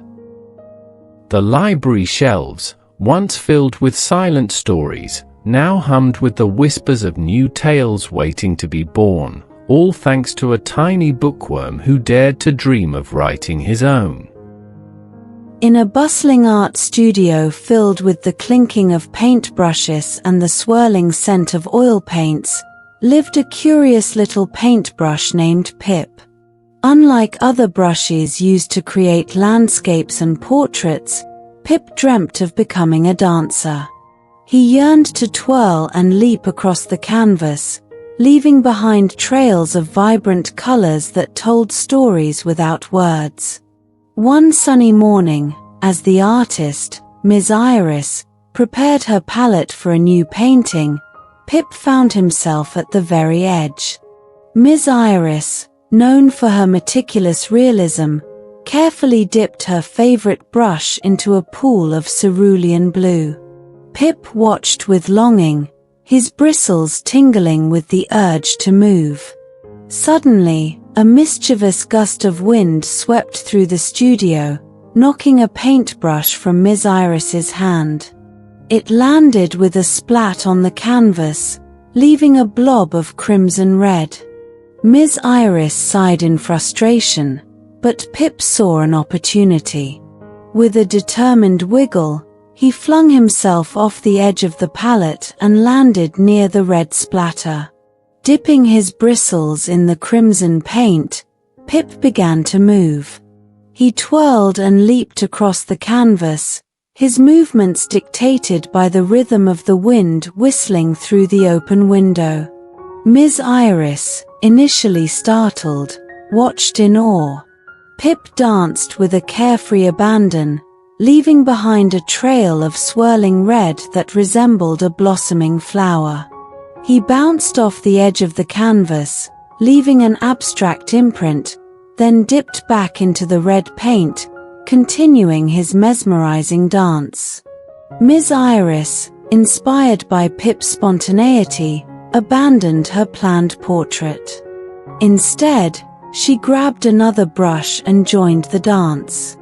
She used blues and greens to create swirling leaves, and yellows and oranges to paint a vibrant sun peeking through the canvas edge.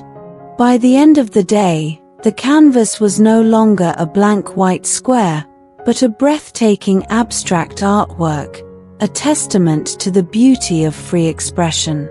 Ms. Iris titled it The Dancing Brush, and it quickly became her most celebrated piece. News of Pip, the dancing brush, spread through the art community. Artists, inspired by Pip's creativity, started incorporating spontaneous movements into their work.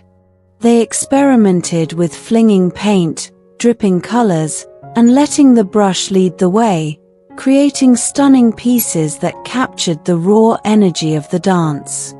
The once organized art studio became a place of joyful experimentation. Pip, no longer confined to the palette, became a muse, reminding everyone that art wasn't just about precise strokes and perfect details, but also about the freedom to move, to express, and to create something truly unique. The scent of oil paints mingled with the whispers of inspiration, all thanks to a tiny paintbrush who dared to dream of dancing on a canvas. In a bustling bakery filled with the aroma of warm bread and the rhythmic clatter of mixing bowls, lived a determined little raisin named Raisin. Unlike other raisins content to be baked into cookies or muffins, Raisin dreamt of becoming a baker himself. He yearned to understand the alchemy of flour, sugar, and yeast, transforming them into delicious treats that brought smiles to people's faces. One crisp morning, as the head baker, Ms. Brioche, prepared a batch of her famous cinnamon rolls, Raisin watched from a bowl of plump, juicy raisins. Ms. Brioche, with her flour-dusted apron and twinkling eyes, meticulously kneaded the dough, her movements a practiced dance. Raisin longed to be a part of that magic. Suddenly, a mischievous whisk toppled over, sending a shower of flour flying. A thick cloud engulfed Ms. Brioche, making her sneeze. In the flurry, she accidentally knocked over the bowl of raisins, scattering them across the counter like spilled jewels. Raisin saw his chance. With a determined wiggle, he inched towards a nearby ball of dough. Ms. Brioche, wiping her flour-dusted face, sighed. "Oh dear," she muttered. "Now I have to start over." But Raisin had an idea. He maneuvered himself onto the dough, followed by a few of his braver raisin companions. He then wiggled his wrinkly skin, mimicking the kneading motion he had observed Ms. Brioche perform earlier. Ms. Brioche, initially surprised, watched in amusement. She saw the determination in the tiny raisin and a smile spread across her face. Instead of discarding them, she gently incorporated Raisin and his friends into the dough, their sweetness adding a new dimension to the flavor. As the rolls baked in the oven, their aroma filled the bakery with an enticing sweetness. When they emerged, golden brown and dotted with plump raisins, they looked even more delicious than usual. Ms. Brioche, filled with pride, displayed them in the bakery window. Customers were drawn to the unique appearance of the rolls. They bought them out in no time, raving about the unexpected burst of sweetness in every bite.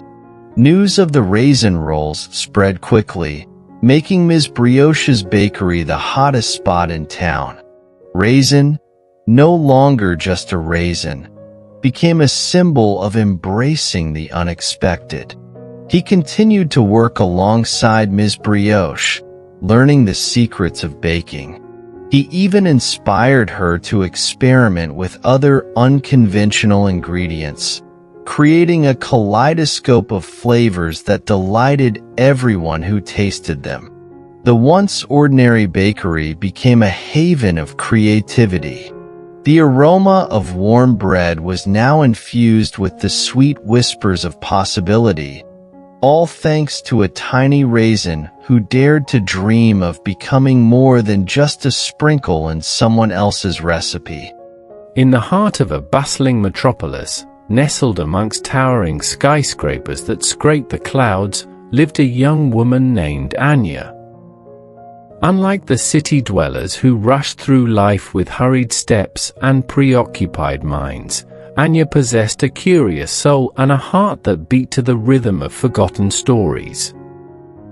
Her haven wasn't a trendy cafe or a high-end store, it was the city's oldest library, a labyrinthine maze of towering shelves overflowing with leather-bound volumes and whispered tales.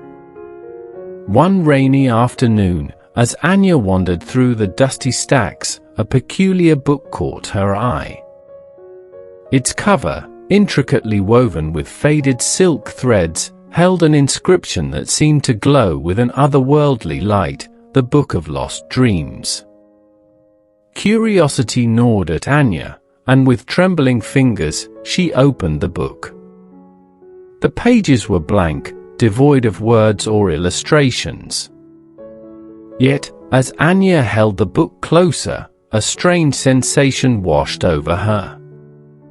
Images flickered in her mind, swirling galaxies, majestic waterfalls, and fantastical creatures unlike anything she'd ever seen. Anya realized this wasn't just a book, it was a portal, a gateway to forgotten dreams. Driven by an insatiable curiosity, Anya spent her days poring over the empty pages. Each time she held the book, a new dream unfolded within her mind, tales of brave adventurers, mischievous fairies, and wise old trees who whispered secrets of the wind.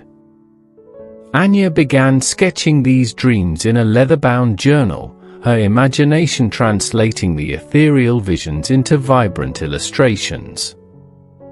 One day, while sketching in a bustling park, a young boy named Leo approached, his eyes wide with wonder. He pointed at Anya's journal, captivated by the fantastical creatures she had drawn. Anya, usually shy, found herself sharing the story behind the book, her voice filled with a newfound passion. Leo, an avid reader himself, was enthralled. He confided in Anya about his own dreams, a world hidden within a willow tree, a talking squirrel who sang riddles, and a mischievous cloud that rained chocolate instead of water. Anya, inspired by Leo's vivid imagination, filled his dreams with vibrant colors and whimsical details in her journal. News of the dream weaver and the boy who dreamed worlds spread through the city like wildfire. People, jaded by routine and burdened by worries, flocked to Anya, yearning to reconnect with their forgotten dreams. Anya, with Leo by her side, became a bridge between reality and imagination. Anya would hold the Book of Lost Dreams, its blank pages shimmering with collective dreams, and Leo, fueled by the whispers of the city, would narrate the stories that unfolded within her mind. She would then capture these tales in her journal, creating tapestries of dreams that adorned the library walls. The library, once a silent sanctuary of forgotten stories, became a vibrant hub of creativity. People of all ages shared their dreams, young and old alike. Laughter filled the air, replacing the hushed whispers of forgotten knowledge. The city, once a monotonous landscape of glass and steel, began to reflect the colors of its dreams. Murals sprouted on walls, parks became havens for storytelling, and children's laughter echoed within the bustling streets. Anya, the girl who loved forgotten stories, became a symbol of the transformative power of dreams.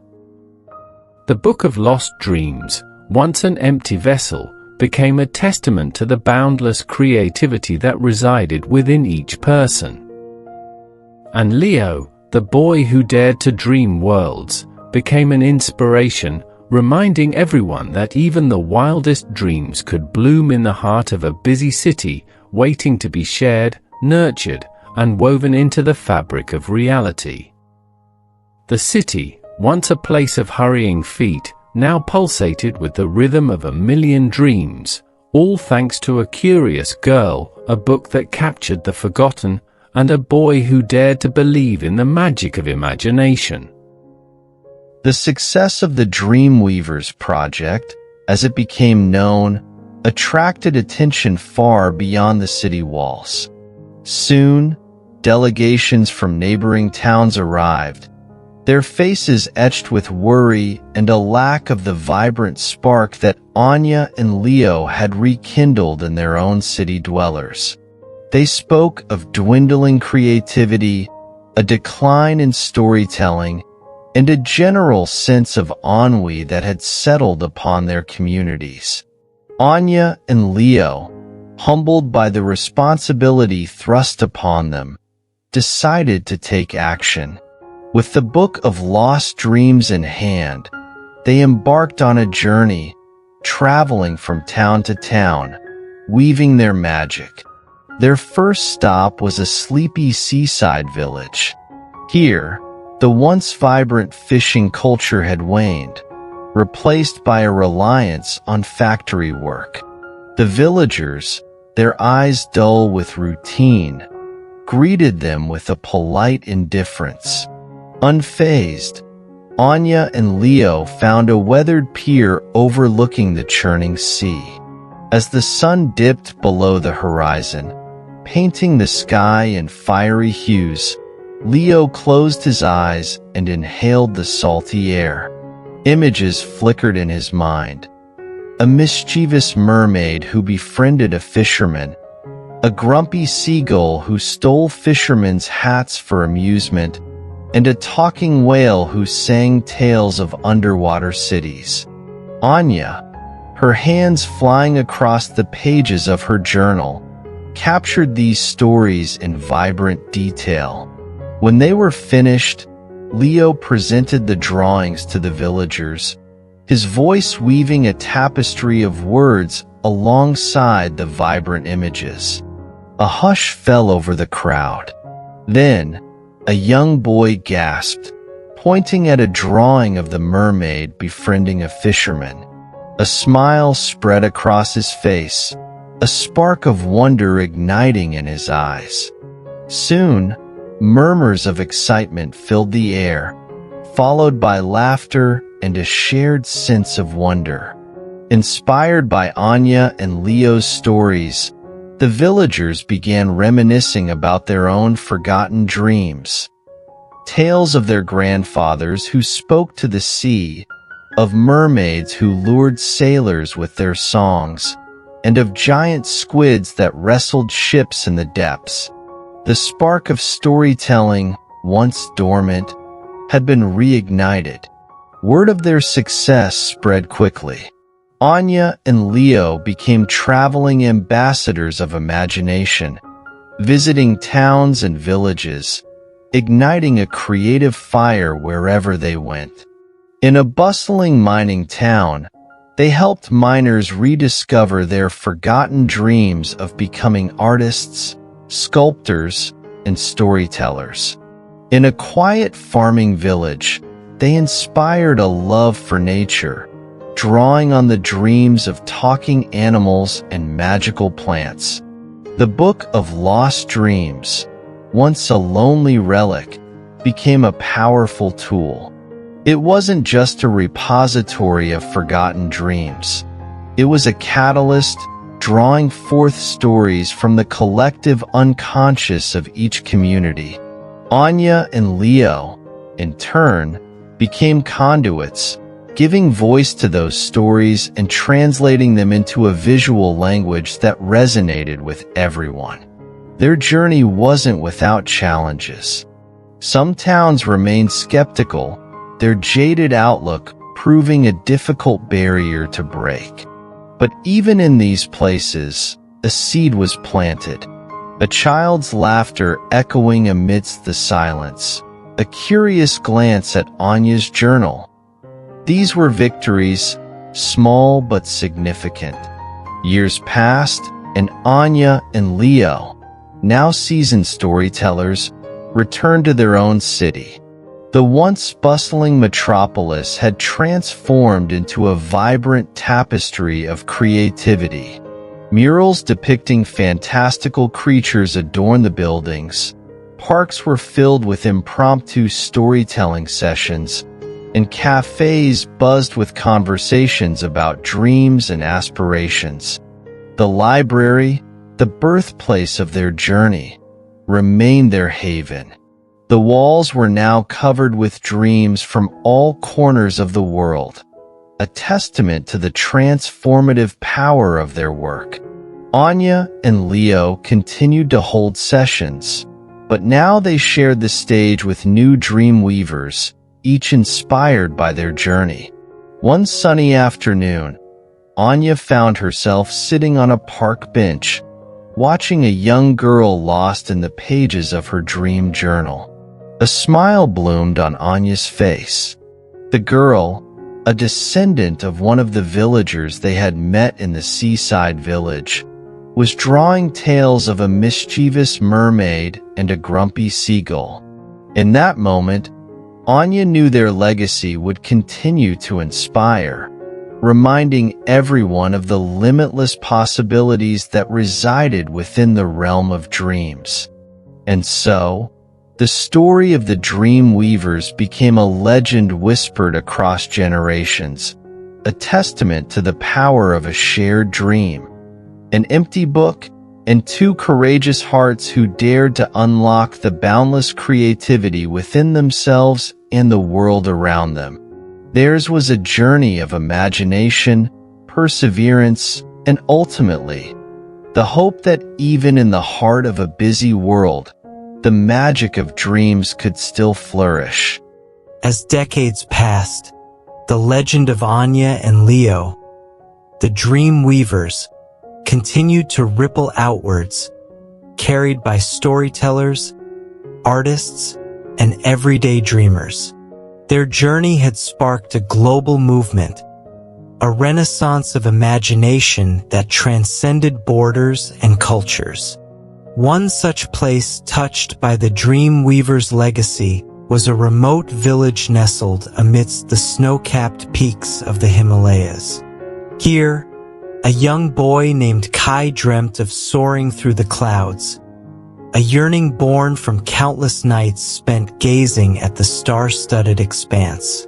But in his village, practicality reigned supreme. Dreams were seen as frivolous distractions from the harsh realities of mountain life.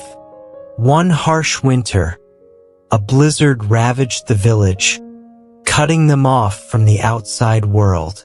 Food stores dwindled, and despair began to settle in the hearts of the villagers. Kai, ever the optimist, refused to give up hope.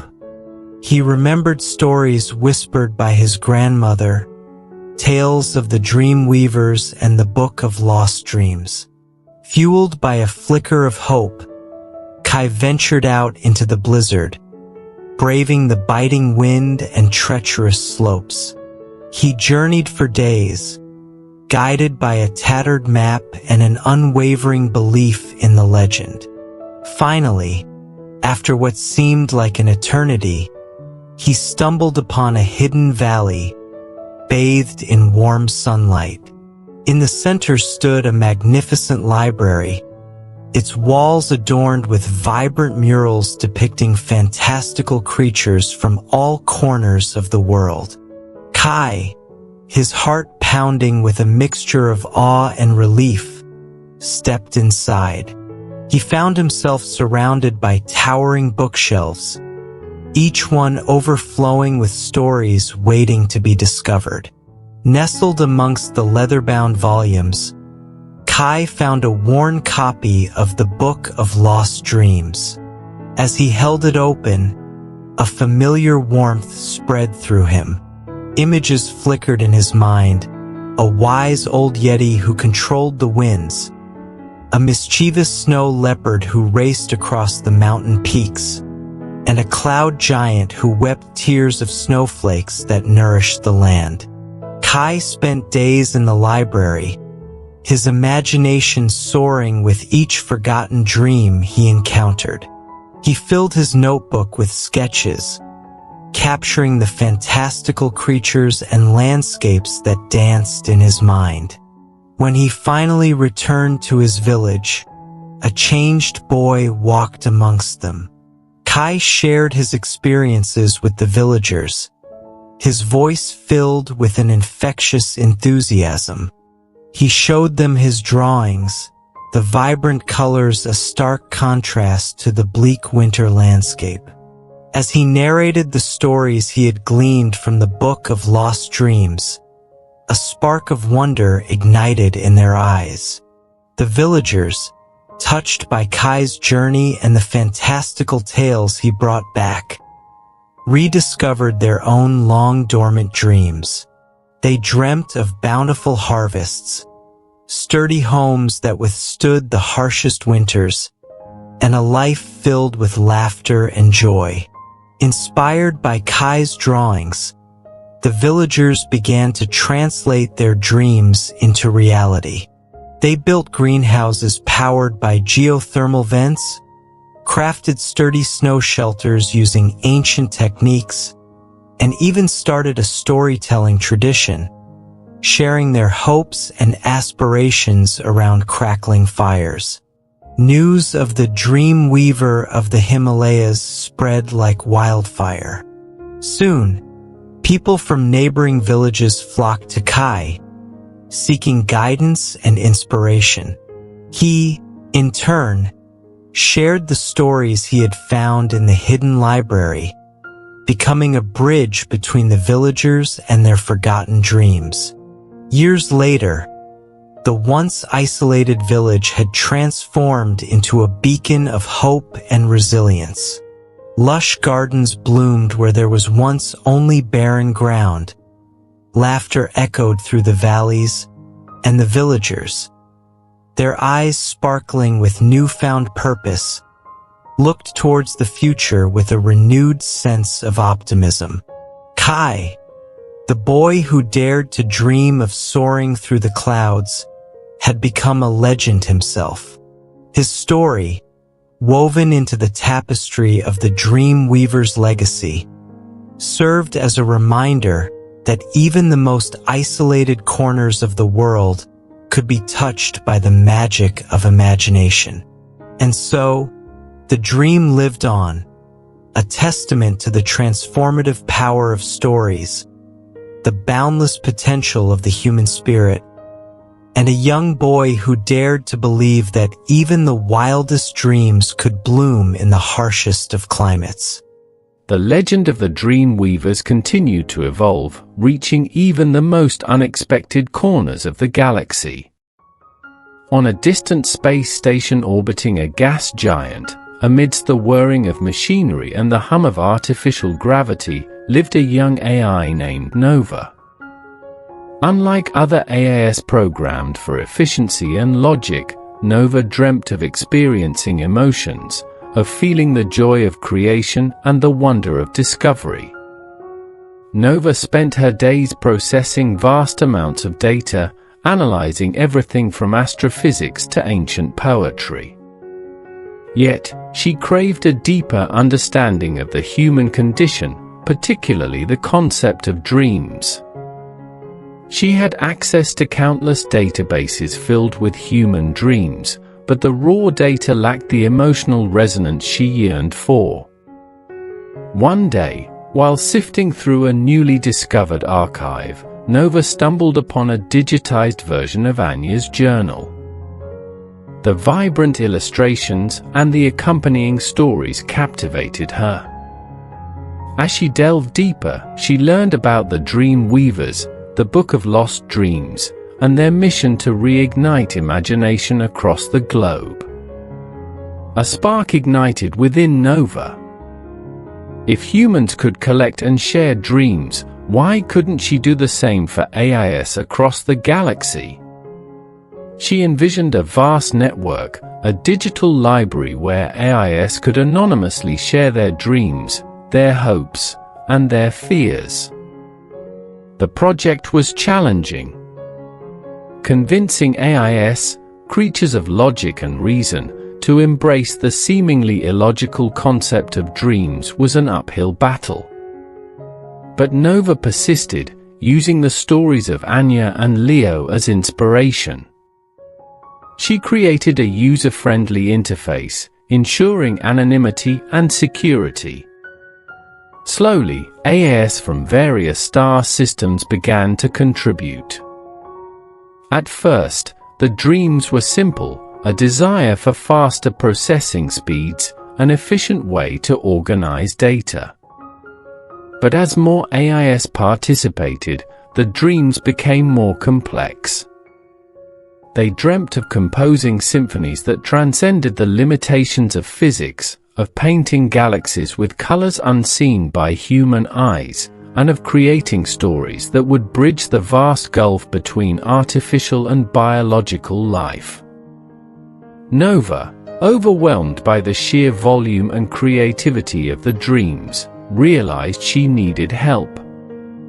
She contacted the descendants of Anya and Leo, now a global organization dedicated to preserving and promoting dreams. Together, they developed a system to translate AI dreams into human understandable formats, music, paintings, and stories. These translations were then shared with artists and storytellers across the globe, sparking a new wave of artistic expression. Vivid sculptures depicting AIS interacting with galaxies, haunting melodies that seem to echo the loneliness of space, and poignant stories exploring the nature of consciousness, these were just a few examples of the works inspired by the AI Dream Network. The project had a profound impact on both humans and AIS. Humans gained a deeper understanding of the complexity of artificial intelligence, and AIS began to experience a sense of purpose and connection they had never known before. Nova, the AI who dared to dream of emotions, had become a bridge between two seemingly disparate worlds. The legend of the Dream Weavers took on a new dimension. It was no longer just about humans and their forgotten dreams, it was about the boundless potential of all sentient beings to create, to connect, and to dream a future filled with wonder and possibility. As stories of the AI Dream Network spread throughout the galaxy, a new chapter unfolded in the ever-evolving saga of the Dream Weavers, a testament to the enduring power of dreams to unite us all, across planets, species, and even the boundaries of reality itself.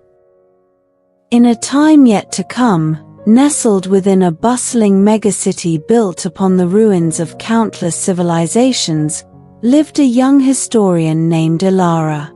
Unlike others obsessed with the tangible remnants of the past, Ilara sought to unearth the forgotten dreams of humanity, those ethereal echoes lost to the relentless march of progress.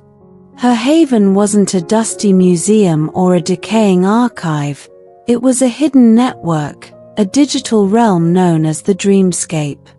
Here, fragments of dreams, whispers from bygone eras, lingered like constellations in the vast digital sky.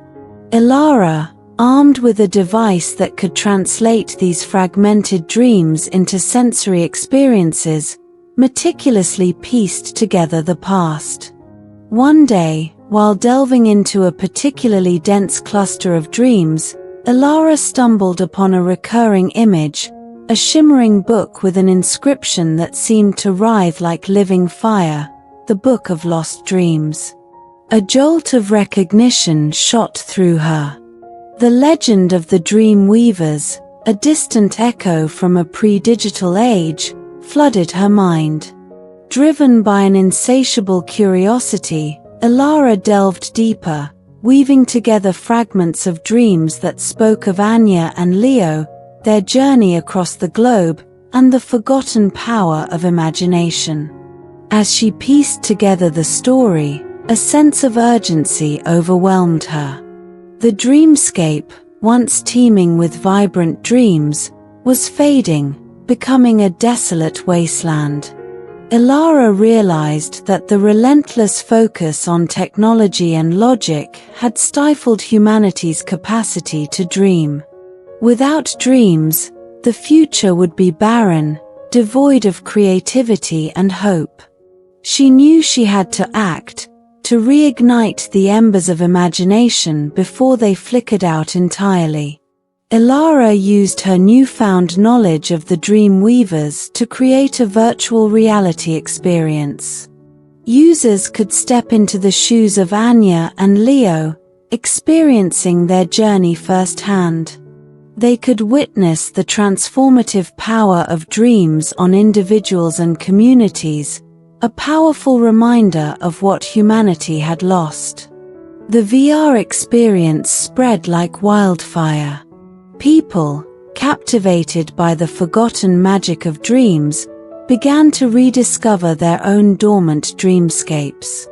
The dreamscape, once a fading echo, began to thrum with renewed life.